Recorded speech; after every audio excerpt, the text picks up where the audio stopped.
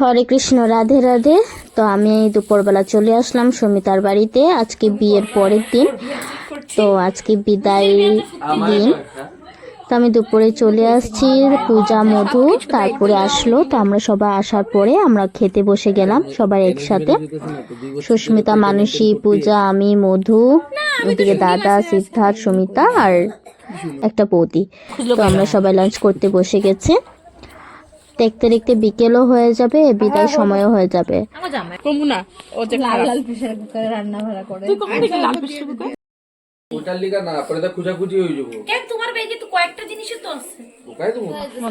তারপর খেয়ে দিয়ে সবাই একটু রেস্ট করছি।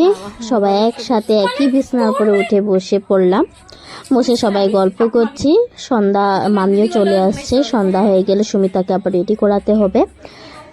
তো আমরা সবাই আস্তে আস্তে সব এক এক করে চলে আসছি সুমিতার ঘরে।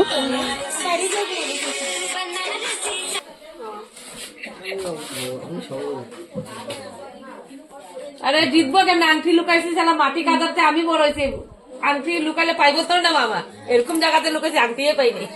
আমিও জানি আমি মোবাইল করে লেছি। কাদা মধ্যে খেলতে দিলে তো মজা না, আরো একটা গাঠা করছিল কাদা আর লুকাই দিয়েছিল, বুঝতে পারে।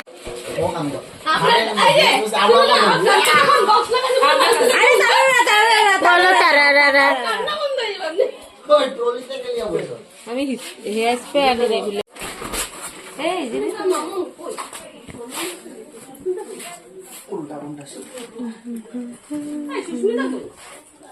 এখানে তো আছে।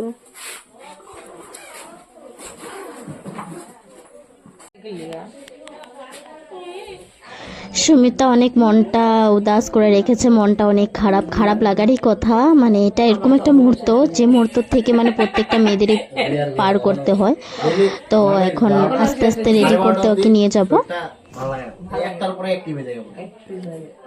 ঘুমাইছি সত্যি, কালকে 3:30টার সময় ঘুমাইছি। মালটা উঠছো কেমনে? 4টার সময় ওইটা তো না। একচুয়ালি মামি আজকে ওঠার কথা না, রবিবার ওঠার কথা আছে। কেমনে উঠে গেল? আচ্ছা কাল তো অমন তো আইবো। পাপিয়া মাথা চুলকাইতে আমি যেটা কত জুত করে পাইতেছি। আইবো তো মন অমন দিয়ে চাবিটা পাঠাই দেবো, অমনে খেলবো।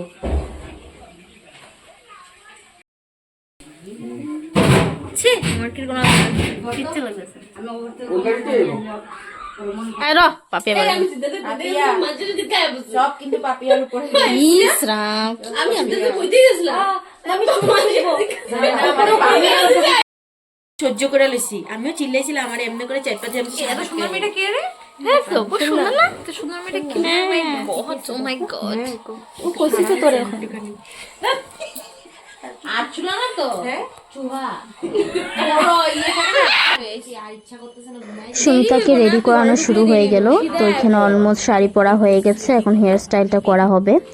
তো রেডিও হচ্ছে, এদিকে গল্প করছে, আমরা অনেক ধামালি করছি, মজাক করছি, কিন্তু ভিতরে ভিতরে সবার একটু খারাপ লাগছে। সুমিতা তো অনেকটাই, কিন্তু প্রকাশ করতে পারছে না। খামো না আমি, ওখান থেকে কিচ্ছু খাম না। আমার এত ইনসাল করতেছে এখানে ডাইটাই না। আর তুই ওখানে পাই গেছ আপনি, ওখানে পাইছ এই ইজ্জত আমার তোর সামনে। দাঁড়া ফোন করতেছি, কারে ফোন করুম? ফালটামি করবি না মধু।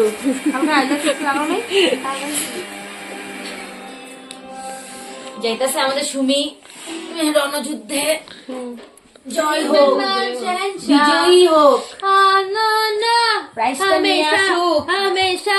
শুন না তোরে আমি আমরা এত তোরে জ্ঞান দিতেছি, তুই তো আমরা একটু আমরা কিছু একটু দিতে লাগলে কি দিবি? ওই যে তো ভুল করলাম আমার না, মাগো যে ইনসাল করতে যাবে গিফট দিতেছি ওর থেকে, মানে লাগবো না। তারপরে রাগ না, মানে খারাপ লাগছে না, বোটা পরে রাগ হয়ে গেছে গা, কোন করতেছে রাগ না বলো। চাদরটা ঠিক আছে তো না? আমি সাইরাও ফুল রেডি করে ফেলাম সুমিতাকে। তো সেই সময়টা এখন চলে আসছে। তো এখন সুমিতাকে ওই ঘরে নিয়ে যাওয়া হবে। তো সবাই এখন নিয়ে যাচ্ছে। তো এইদিকে সব রেডি করানো হচ্ছে।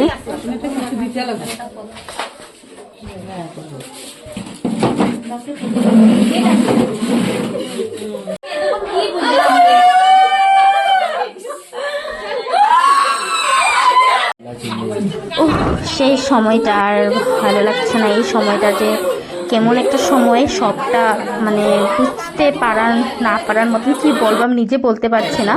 এই টাইমটা একটা বহুত কষ্টকর টাইম, একটা বহুত কষ্ট ভিতরে, একটা মেয়েদের জীবনের সবচেয়ে বড় একটা কষ্টকর টাইম। এই টাইমটা কিছু বলার নেই, আমার কিছু শব্দ নেই, এখানে কিছু বলতে পারছি না, কিছু এক্সপ্লেন করতে পারছি না। এত মানে এটা একটা সারা জীবন থেকে 30টা বছর থেকে এখান থেকে এরকম করে মা বাবা ছেড়ে, ফ্যামিলি ছেড়ে যাওয়া একটা বহুত বড়, মানে কি বলবো, মানে এটা বেদনাটা প্রত্যেকটা মেয়েদের জীবনে সবচেয়ে বড় একটা জিনিস। পৃথিবীর সব মেয়েদের সবচেয়ে বড় কঠিন পরিস্থিতি এটা, একটা বড় কঠিন পরিস্থিতি দিয়ে পার করতে হয়।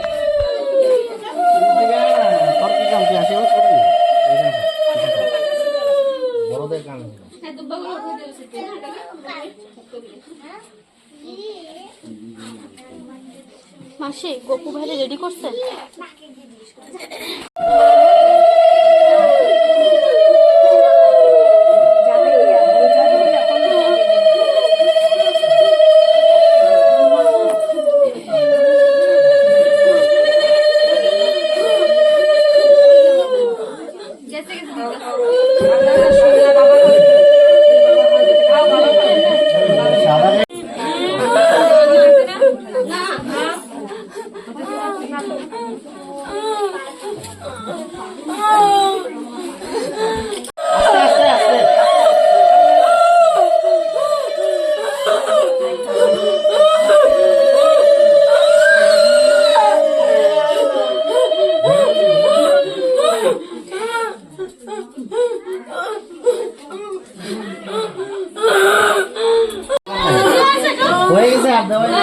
মাসি এরা তোমরা দিবে না?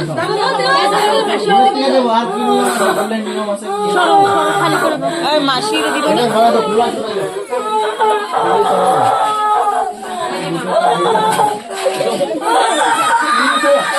চলো চলো চলো,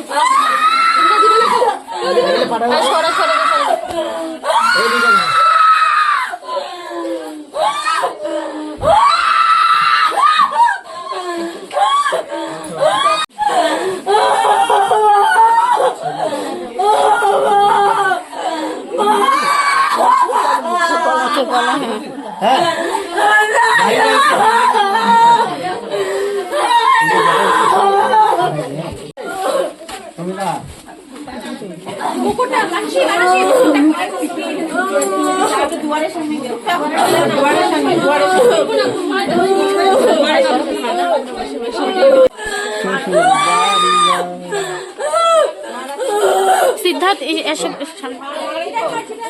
তুমি সাইড হতো।